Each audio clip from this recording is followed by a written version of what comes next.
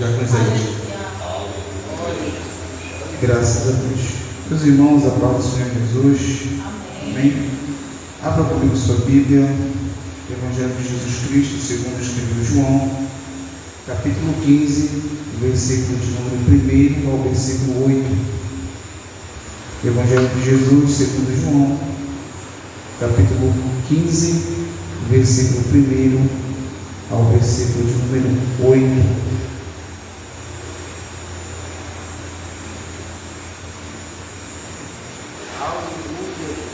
Evangelho de Jesus, segundo João, capítulo 15, versículo de número 1 ao versículo 8. Quem achou, diga amém? Amém. Leiamos a palavra que diz: Eu sou a videira, e o meu pai é o lavrador, e toda vara que em mim não dá fruto, atira, e limpa toda aquela que dá fruto, para que dê mais fruto. Vós já estáis limpos pela palavra que vos tenho falado. Está em mim e eu em vós. Como a vara de si mesma não pode dar fruto se não estiver na videira, assim também vós, se não estiverdes em mim. Eu sou a videira, vós as varas. Quem está em mim e eu nele, este dá muito fruto, porque sem mim nada podereis fazer. Se alguém não estiver em mim, será lançado fora, como a vara, e secará, e os colhem e lançam no fogo e ardem. E se vós estiverdes em mim, e as minhas palavras estiverdes em vós, pedireis tudo o que quiserdes, e vos será feito. Versículo 8 para encerrar. Nisto é glorificado meu Pai, que deis fruto, muito fruto, e assim sereis meus discípulos. Podeis tomar o assento. Eu me sinto muito feliz e honrado com esta oportunidade que me foi dada pelo nosso dirigente, presbítero Alain. Agradeço pela confiabilidade, meu irmão, por pegar esta oportunidade de trazer um ensinamento na noite de hoje. E essa palavra estava ardendo no meu coração já faz alguns dias, e o Senhor abriu o meu entendimento sobre a nossa vida cristã. Jesus está trazendo um ensinamento através de uma parábola para os discípulos, pois esse ensinamento é uma série de ensinamentos que ele traz que antecedem os períodos finais da sua vida terrena. E ele estava tentando mostrar para os discípulos que existem dois fatores determinantes que fixam o cristão na presença de Deus e que mostram também que o cristão está em Deus e que Deus está no cristão. Mas também ele mostra que existem muitos que estão em nosso meio que já não estão mais ligados em Deus. Pelo contrário, estão desligados de Deus.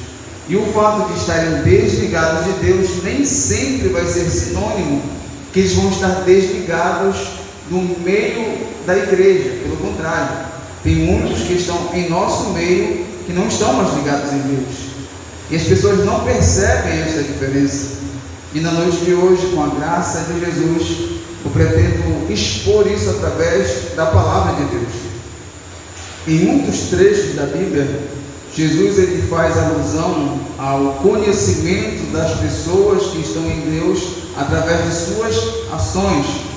Tem um determinado trecho que eu não me recordo agora a passagem, mas fala que nós somos uma carta aberta para todo aquele que quiser ler. Em outras palavras, está dizendo que as nossas ações elas vão falar muito mais alto do que as palavras que pronunciamos, trazendo ênfase para aquilo que nós fazemos, grita muito mais alto do que o discurso que nós pregamos, as mensagens que anunciamos. O nosso testemunho pessoal, ele grita muito mais alto do que todas as palavras que nós possamos colocar, bem colocadas em um discurso. Jesus está tentando nos mostrar duas coisas. A primeira delas, as nossas ações não repercutem apenas no nome da nossa família, mas repercutem no nome que nós carregamos, que é o nome de Jesus em nossas vidas. A segunda coisa, mas não menos importante, é que nós temos a responsabilidade de trazer para perto ou afastar pessoas através de nossas ações. Ele começa dizendo: eu sou a videira e meu pai é o lavrador. Ou seja, Jesus está dizendo que ele é a fonte, ele é a origem, e existe alguém que cuida da fonte, alguém que cuida da origem. E no versículo 2 ele diz: e toda vara que em mim não dá fruto é tirada, e limpa toda aquela que dá fruto, para que dê mais fruto. Na área da botânica, da jardinagem, esse termo limpar que Jesus utilizou aqui é usado como poda. A poda nada mais é do que tirar alguns galhos da árvore que não estão gerando frutos, mas estão consumindo os nutrientes que as raízes que estão inseridas no solo estão extraindo para que a árvore venha ter vida, vêm ser desligados porque não está gerando benefício para aquela árvore. Então Jesus estava dizendo que ele está inserido em Deus, e as pessoas que estão inseridas em Jesus estão sendo alimentadas por Deus, porque Jesus está em Deus e Deus está em Jesus, e nós estamos em Jesus através do Espírito Santo, nós somos alimentados através dessa presença. E está dizendo que aquele que está em Cristo, que está na videira e dá fruto, o Pai limpa ele, que essa limpeza é a poda, e a poda nada mais é do que um corte, e o corte é afastamento de pessoas em alguns aspectos. Às vezes Deus ele nos priva de estar em certos ambientes, Deus ele nos priva de certos ciclos de amizade, Deus ele nos priva de estar com certas pessoas, ele afasta pessoas, ele afasta ambientes, ele fecha portas. Isso nós podemos encarar na nossa vida cristã como uma poda de Deus. Para que, Isaías? Para crescimento, para que os frutos venham ser gerados, para que eu e você venhamos amadurecer na presença dele. Guarde bem isso, que todo aquele que dá fruto, Deus limpa, ele poda, ele corta. Os pequenos cortes que são feitos é apenas para crescimento. Guarde isso com você. O versículo de número 3 diz: vós já estáis limpos pela palavra que vos tenho falado. Em outras palavras, a limpeza que acontece não é uma limpeza externa apenas. A limpeza que Jesus ele faz nas nossas vidas, ele começa de dentro para fora. Tem um texto lá em, se não me engano, em 1 Tessalonicenses capítulo 5, eu não sei se é o versículo 17 ou outro versículo, não posso afirmar com precisão, mas eu sei que está em 1 Tessalonicenses, que diz da seguinte forma: que todo o vosso espírito, alma e corpo estejam plenamente conservados para a volta do Senhor Jesus Cristo. Paulo estava dizendo que a santificação, a conservação começa de dentro para fora, aquilo que nós não podemos ver nem tatear. Espírito, que é a parte imaterial do corpo humano; alma, que é a parte do espírito, dos sentimentos e emoções; e por fim o corpo, que reside a alma e o espírito, tem que estar plenamente conservados. A transformação, a santificação, a separação, ela começa de dentro para fora. A palavra de Deus nos limpa de dentro para fora. Hebreus capítulo de número 4, versículo 12, vai estar dizendo que a palavra de Deus ela é viva e eficaz, é mais penetrante do que qualquer espada afiada em 2 gumes, penetra na divisão do espírito e da alma, entre juntas e medulas, é apta para discernir os pensamentos humanos e as intenções do coração. Ou seja, a palavra de Deus ela nos limpa de dentro para fora, no mais profundo do ser humano, ela vem limpando, purificando, transformando. E Jesus falou: vocês estão limpos pela palavra que eu vos tenho falado. E hoje, no presente século, a palavra que Jesus tem nos falado, nós carregamos ela para cima e para baixo, mas além de carregar para os dias de culto, no dia de semana e nos fins de semana, nós devemos meditar nessa palavra, porque é a palavra que nos liberta, que nos transforma, que nos redime, que nos exorta, que nos repreende quando nós estamos errados. que nos dá uma direção para que nós não venhamos nos distanciar do propósito de Deus. Nós ganhamos conhecimento através da palavra de Deus. No Salmo 119, versículo 105 está escrito que lâmpada para meus pés é a tua palavra e luz para o meu caminho. Então a palavra de Deus, ela sempre tem que estar presente em nosso meio. Foram as orientações que tanto no Antigo Testamento quanto no Novo Testamento Deus deu ao seu povo. Deus orientou Josué para que ele não se ausentasse da palavra da lei, nem de dia nem de noite, para ele meditar de dia e de noite. No Salmo 1 também vai falar que nós temos que meditar na lei do Senhor de manhã e à noite. Então nós temos que meditar na palavra, porque é a palavra que nos liberta. Todas as vezes que nós adquirimos conhecimento, nós ganhamos liberdade na presença de Deus. Conhecimento é igual a liberdade. E a liberdade, ela nos traz interesse pelas coisas do alto.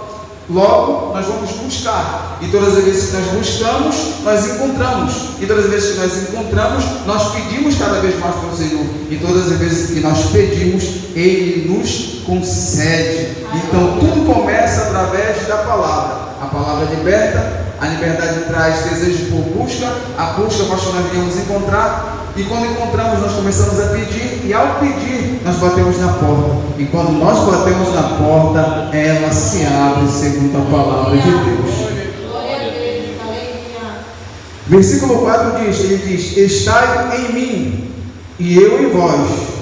Como a vara de si mesma não pode dar fruto, se não estiver na videira, assim também vós, se não estiverdes em mim. Aqui ele traz um ensinamento muito interessante. Porque eu vou falar isso aqui. É possível nós irmos na igreja e não sermos igreja, mas é impossível ser igreja sem ir na igreja. Tem pessoas que entram por aquelas portas aqui e não fazem parte da igreja, do corpo de Cristo, não são membros do corpo de Cristo, que não têm compromisso com a palavra de Deus, nem com a presença do Espírito Santo, mas eles vêm na igreja sem ser igreja. Mas é impossível, irmãos, eu e você, sendo igreja de Jesus, o templo e morada do Espírito Santo de Deus, os portadores da glória do Senhor, é impossível nós sermos igreja sem irmos à igreja. É impossível nós dizermos que somos cristãos se nós não estamos mantendo comunhão uns com os outros. E qual é a maior forma de comunhão, segundo a Bíblia, que nós temos, que prova que nós estamos em Deus e que Deus está em nós? Através do ato da Santa Ceia. Isso prova que nós estamos em Deus e de que Deus está em nós. Quando nós compartilhamos do pão e do vinho, da carne e do sangue, isso mostra que há vida em nós, segundo a palavra de Jesus aqui no mesmo Evangelho de João. Ele falando que aquele que não come da minha carne, não bebe do meu sangue, não tem vida em si mesmo. A prova de comunhão é, primeiramente, que nós temos que ter comunhão uns com os outros. E tendo comunhão uns com os outros, logo nós vamos ter comunhão com aquele que está em nós, que é a presença do Espírito Santo, que foi manifesto através de Jesus Cristo, que foi enviado de Deus para nos salvar das nossas transgressões, dos nossos pecados, das nossas culpas, das nossas iniquidades, das nossas dores, das nossas enfermidades. Ele foi enviado por Deus para nos libertar e para nele nós termos liberdade. Ele fala: estai em mim e eu esteja em vós. Porque a vara de si mesma, ela não pode dar fruto se ela não estiver ligada na videira, se não estiver enxertada na videira. Quando falamos de ligação, nós temos que entender que está dando a ideia de contato, está dando a ideia de estar próximo. E proximidade, de acordo com Newton, traz ideia de intimidade. Em outras palavras, não é possível estar em Jesus sem ter intimidade com Ele. E como é que nós ganhamos intimidade com Jesus, irmão Isaías? De duas formas muito simples. A primeira delas é lendo a palavra do Senhor, como já disse a princípio. Você lendo a Bíblia, você ganha intimidade, porque a intimidade só é ganha através de conhecimento. A primeira delas é lendo a Bíblia. Você vai conhecer a Deus e conhecer a Jesus através da palavra dele. A segunda, mas não menos importante, é dedicando tempo. E tempo, e como assim, irmãos? Dedicando tempo em oração, consagração e fazendo sacrifício através de jejum, que é mortificação de carne e vivificação do Espírito que há em nós. São duas coisas: ler a Bíblia e dedicar tempo, porque para conhecermos alguém, nós temos que dedicar o nosso tempo, nós temos que nos dedicar a conhecer, a entender, saber o que a pessoa gosta ou deixa de gostar, claro, fazendo uma alusão a grosso modo, humanamente falando. Mas para conhecer a Deus, nós temos que conversar com Ele, nós temos que ter o hábito de orar sem cessar. A oração nada mais é, irmão, do que um ato consciente e voluntário que nos direcionamos a Deus. E é uma via de mão dupla. É você falando com Deus da terra, e essa tua oração ela chega ao céu diante de Deus, que o Espírito Santo leva, e chega um momento que Deus determinar lá na eternidade, que Ele vai responder, e a resposta vem do céu para a terra. Porque quando nós ganhamos intimidade com Deus, nós falamos com Ele e Ele fala conosco. Quer seja por intermédio de uma profecia, quer seja por intermédio da revelação da palavra de Deus, porque a profecia mais fiel é a palavra do Senhor. Mas para isso o Espírito Santo ele tem que nos dar entendimento, e esse entendimento só vem através de intimidade, como eu falei, e a intimidade só é ganha através de dedicação e leitura na palavra do Senhor. Estando nós nele e ele em nós, porque se nós não estivermos na videira, nós não podemos gerar fruto. O versículo 5 diz: eu sou a videira e vocês são as varas. Quem está em mim e eu nele, este dá muito fruto, porque sem mim nada podereis fazer. A Bíblia ela vem nos dizer que quando o indivíduo ele chega na presença de Deus, o Espírito Santo ele limpa o interior do ser humano, remove as impurezas, remove os espíritos malignos que outrora nos faziam pecar contra Deus voluntariamente, e começa a habitar em nossas vidas. E o Espírito Santo em nós, ele nos fornece os atributos do reino, que é a justiça de Deus, a paz e a alegria do Espírito Santo. Mas não somente isso, ele também nos fornece os dons espirituais para que venhamos servir na casa do Senhor. E dentre os dons, existem os dons de serviço, e os dons ministeriais, e os dons espirituais. E não vai dar tempo de nós falarmos hoje separadamente de cada um deles. E dentre esses dons, existe aquilo que não nos é dado, mas que é gerado em nós. Por exemplo, existem os dons, entre os dons ministeriais, aqueles que foram chamados para ser mestres, para ensinar. Outros que foram chamados para ser doutores, outros ainda para ser chamados de ser profetas. São os dons ministeriais que existem dentro da igreja. Dentre os dons espirituais existe o dom de falar em línguas, o dom de variedade de línguas, existe o dom da palavra de sabedoria, o dom da palavra de conhecimento, existe o dom da fé, os dons de curar e tantos outros. O dom de operação de maravilhas, o dom de discernir espíritos, os 9 dons do Espírito Santo. São os dons disponibilizados para a igreja, e é isso que o Espírito Santo ele dá para a igreja. Ele reparte de forma particular, como ele deseja e como apraz o coração dele. É ele que divide, de forma individual para cada crente, segundo a busca, do que for necessário. Mas, dentre os dons, tanto espirituais quanto ministeriais, existem os frutos do Espírito, que é justamente o que Jesus está apontando aqui para os discípulos, e na noite desse dia, o que está ardendo no meu coração para falar para vocês, não é aquilo que lhes é dado, mas sim aquilo que é praticado.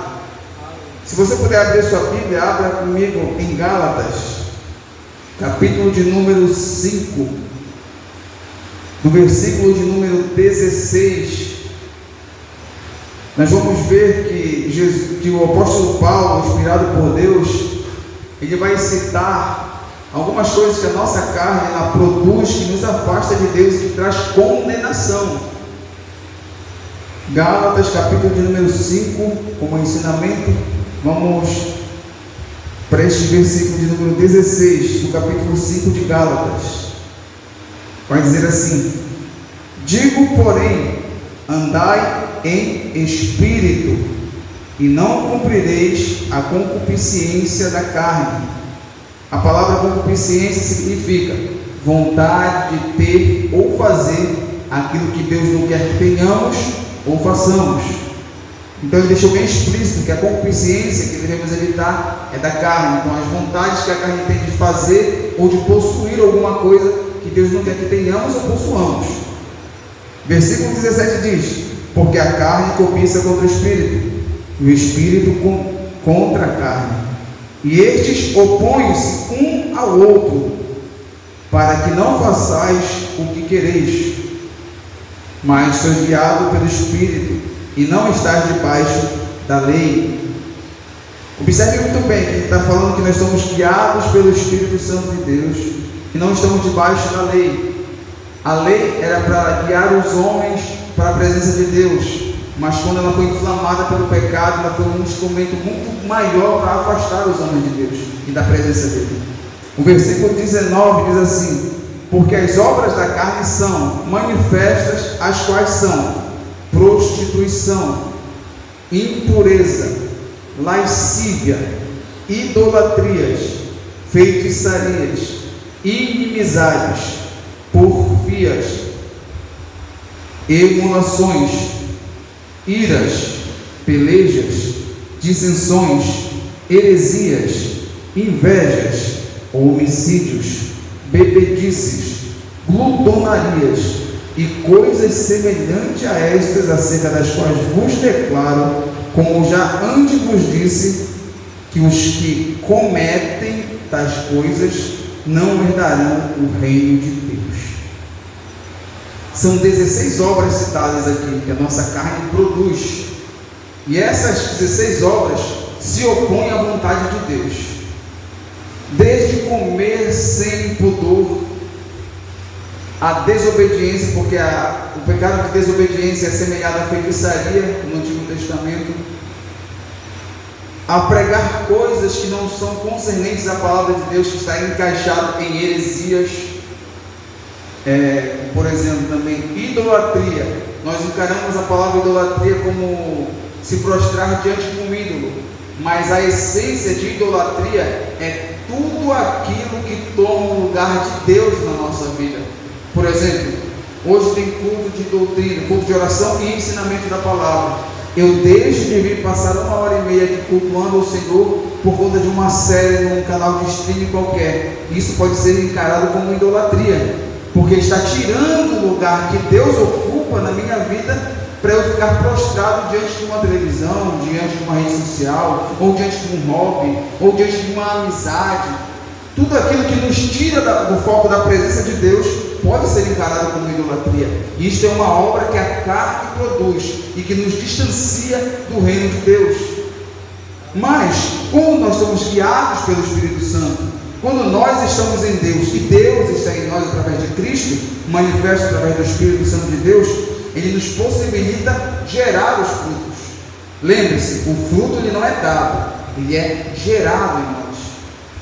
Versículo de número 22 nos diz assim: mas o fruto do Espírito é o amor, em algumas traduções a caridade, o gozo, a paz, longanimidade, benignidade, bondade, fé, mansidão e temperança. Versículo 23: contra essas coisas não há lei. É menos da metade, são apenas 9 frutos, mas quando praticamos isso daqui, quando o Espírito Santo nos enche ao ponto de nós conseguirmos praticar o que aqui está escrito, os frutos dele são gerados em nós. Isso é prova porque nós estamos em Deus, mas muito mais do que isso, de que Deus está em nós. E observe que a fé aqui ela aparece tanto como fruto, mas também aparece como dom, e também aparece como peça-chave para nós alcançarmos graça da parte do Senhor, porque sem fé é impossível agradar a Deus. Sem fé nós não conseguimos chegar ao trono da graça, porque fé é acreditar sem ver. E todo ser humano ele nasce com a fé natural, ele consegue antecipar alguns fatos que estão evidentes. Por exemplo, o céu está nublado, está trovejando demais. O homem natural olha para o céu e diz: vai chover. Ainda não começou a chover, mas ele sabe que vai chover, pelos sinais que estão antecedendo a chuva. Isso é fé natural. Agora, a fé sobrenatural, que tem que estar dentro do nosso coração para nós alcançarmos graça diante dos olhos do Senhor, é acreditar que uma situação impossível de acontecer pelas possibilidades humanas, é impossível de acontecer, mas no seu coração, guiado pelo Espírito Santo de Deus, você acredita que Deus ele pode mudar aquela situação. A fé, ela se manifesta aí. Quando todo mundo diz que não dá, mas você acredita que Deus pode fazer algo e mudar aquela situação. A fé se manifesta nas impossibilidades. A fé, ela se manifesta através das situações impossíveis a nós, mas totalmente possíveis a Deus.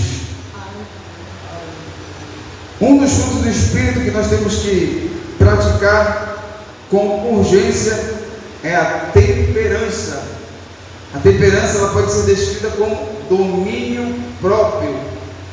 Não deixar as emoções nos dominarem, mas dominarmos as emoções que estão em nós. O gozo é um estado de alegria, de felicidade, que é independente da circunstância ao nosso redor. Você pode estar endividado, você pode estar sem dinheiro no seu bolso, você pode estar com pouco recurso na sua despensa, mas existe uma felicidade dentro da sua vida que não pode ser abalada pelas circunstâncias externas. Isto é fruto do Espírito. Isso mostra que verdadeiramente a alegria do Espírito Santo se manifesta em nós, que é tido como fruto do Espírito. A longanimidade, isso daqui é muito interessante também. A longanimidade, a grosso modo, significa aquele que demora para se irar, aquele que demora para ficar irritado.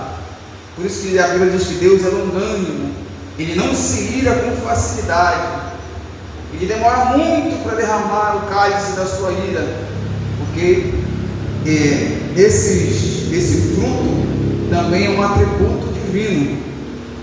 Voltando para o texto que nós estamos tendo por base, o versículo de número 6 diz assim: se alguém não estiver em mim, será lançado fora, como a vara e secará, e os colhem e lançam no fogo e ardem.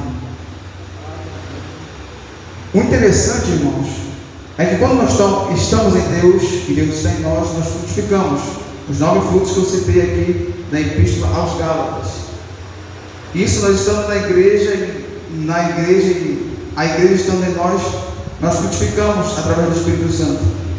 Mas aqueles que não estão mais em Cristo, mas eles estão no nosso meio, desligados da videira, eles acabam secando.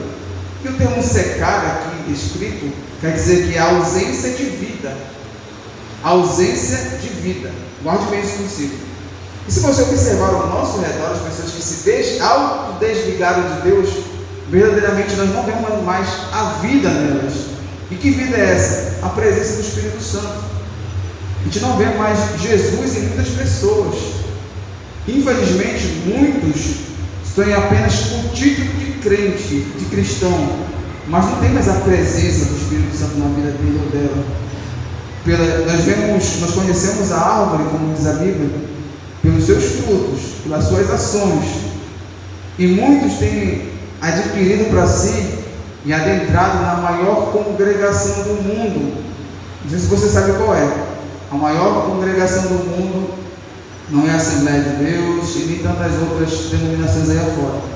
A maior congregação do mundo é a congregação dos desigrejados. As pessoas que se consideram cristãs, até simpatizam com a nossa fé, mas não têm compromisso em estar se congregando na casa do Senhor. Não tem compromisso com o seu dirigente, não tem compromisso com o seu líder local, não tem compromisso com o seu pastor. Diz que o compromisso maior dele ou dela é com Deus. Mas a própria Bíblia vai nos dizer que se nós não honramos o nosso líder que nós estamos vendo, como vamos honrar a Deus que nunca vimos? Volto a dizer e afirmar, a palavra de Deus, ela nos traz libertação, e a libertação nos traz para mais próximo de Deus. Finalizando no versículo de número, passando para o versículo de número 7, que diz: se vós estiverdes em mim, e as minhas palavras estiverdes em vós, pedireis tudo o que quiserdes, e vos será feito. Aleluia. É Jesus que está falando aqui, irmãos. Se nós estivermos nele, e as palavras que ele nos deu permanecerem em nós podemos pedir qualquer coisa para Deus e nos será feito. E eu vou abrir um parênteses aqui para falar isso para vocês. Esse qualquer coisa que nós pedirmos para Deus que nos será feito, vai ser baseado na mente de Cristo que está em nós. Porque os pedidos aceitos e concretizados por Deus em nossas vidas são concernentes à sua vontade, são concernentes aos seus parâmetros de santidade, parâmetros de moralidade e parâmetros de justiça.